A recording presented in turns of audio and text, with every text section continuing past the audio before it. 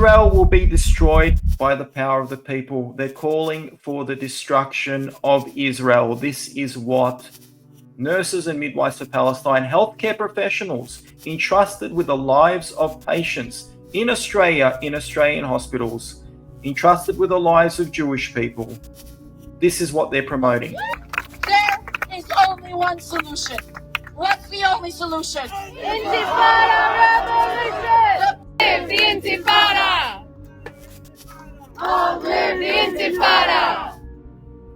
Hey everyone, so not long after I made my clip asking whether Jewish patients were safe in Australian hospitals, where I looked into the activities of groups, Australian-based groups like Nurses and Midwives for Palestine, Healthcare Workers for Palestine and ANZ Doctors for Palestine, and examined their extremist and hateful online rhetoric. Nurses and Midwives for Palestine released this statement.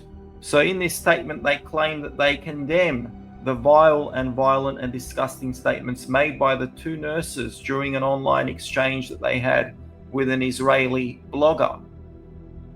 And this statement, they also say the two healthcare workers in question are not members of our group and do not speak for us. All bigotry and hatred is wrong, all of it. They also claim that there's never a justification for the abuse or mistreatment of any group, and especially when they seek healthcare. Every person has the right to healthcare without bias, safety, and discrimination, and definitely without hatred. So this, in my opinion, are just weasel words. It's window dressing. It's not a sincere statement. It's an organization that, in my opinion, has played a really big role in creating an unsafe environment in hospitals for Jewish people and for others as a result of their incitement and extremist rhetoric that this organization has been churning out for the last 15 months since October 7th. Am I suggesting that this organization has been involved in any criminal activity? Not at all. That's for the police to decide. That's for the courts to decide. And that's why I'm urging the authorities to investigate Nurses and Midwives for Palestine, to investigate Healthcare Workers for Palestine, to investigate ANZ Doctors for Palestine. Every single nurse, every single doctor, every single healthcare professional that is associated with these three organizations must be investigated by UPRA, by the police, including the Australian Federal Police. Since they've released this statement, I had another look at their account. I've examined more of their content and found more disturbing material. For example, check this flyer out. This was posted on June 3rd, 2024 on their account. They collaborated with some other groups there. So as you can see, Nurses and Midwives for Palestine. Something that's been promoted on their account is this flyer. What's on Palestine, Sydney? And down the bottom there, you've got one which appears to be an event of some sort, and it's titled Intifada Revolution. And it's got a picture of a child throwing a rock. Now, the word Intifada means terrorism. It means indiscriminate violence and killing of civilians, Israeli civilians, of Jews. But the cherry on top, of course, is the child, Palestinian child, with a rock in his hand, throwing rocks. Now, in Israel, they don't just throw rocks at Israeli soldiers. It's actually Israeli civilians that cop the brunt of it. A lot of them are driving, so young families with kids, with babies that are driving, and they get hit by rocks. People have been killed as a result of that. And this is what Nurses and Midwives for Palestine is promoting. And they purport to care about civilians, about Palestinian civilians, about Palestinian children. Yet this is promoting the endangerment of Palestinian children. Because when they go out like that, not only are they endangering the lives of Israeli civilians, they're endangering themselves. So not a humanitarian thing to do for an organization like Nurses and Midwives for Palestine that claims to be humanitarian. And then I found this video posted by Nurses and Midwives for Palestine on their account on the 24th of March 2024. Have a listen to this. only one solution? What's the only solution? Intifada Revolution!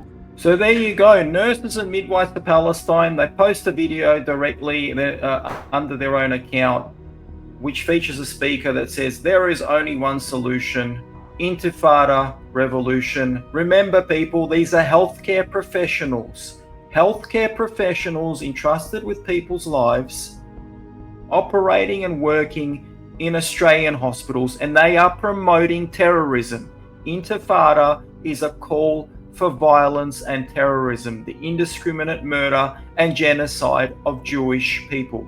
This is what they are promoting on their social media account. Power is in ourselves. The power is in the people, and Israel will be destroyed by the power of the people.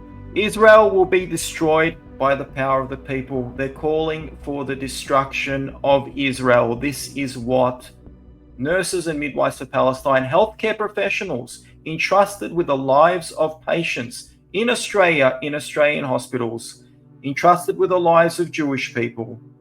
This is what they're promoting. Live the Intifada! Long live the Intifada! I'm honored to introduce our first speaker. Dr. Marine Faruqi is the Deputy Leader of the Australian Greens and Senator for New South Wales. I'm honored to introduce our first speaker.